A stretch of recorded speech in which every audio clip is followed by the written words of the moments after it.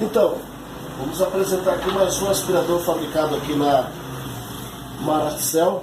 Como você vê, ele vai totalmente personalizado, com identificações de aquecimento, para você não colocar a mão, a voltagem. Aqui a gente reserva esse local aqui para fazer o logotipo do dono do Lava Rápido, de qualquer imóvel que compra. Se ele quiser, a gente pode pôr aqui, né? Aqui é a sucção do ar. Aqui é o nome do cara, que é Fábrica 9. Tem o nosso telefone aqui. E vai com um cartãozinho para você entrar em contato. E agora a gente vai fazer uma experiência com ele para mostrar o poder de sucção.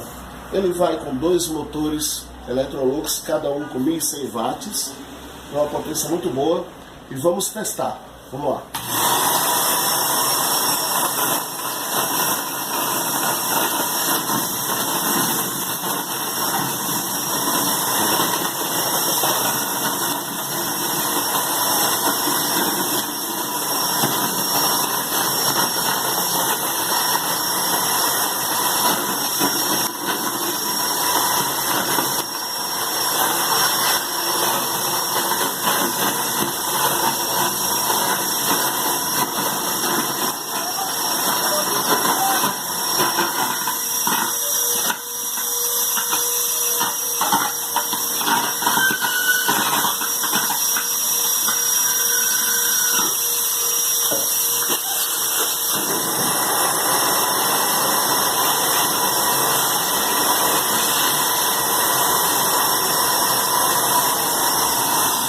Como podemos ver, uma das piores coisas de sugar é papel.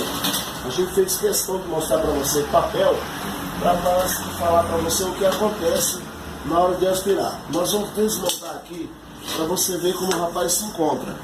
Aqui é o cara, 2 motores, né, poder total de sucção, e aqui vai estar o lixo que a gente acabou de sugar, aqui dentro desse saco, certo, de TNT, que não chega em cima do filtro, certo? Se você não quiser fazer isso, você pode tirar isso aqui e pode colocar água, puxar água com ele, que ele vai fazer o mesmo efeito. É um poder de sucção muito forte, superior aos das marcas famosas que tem por aí no mercado. Qualquer coisa, é só entrar em contato. Estamos a postos para tirar suas dúvidas.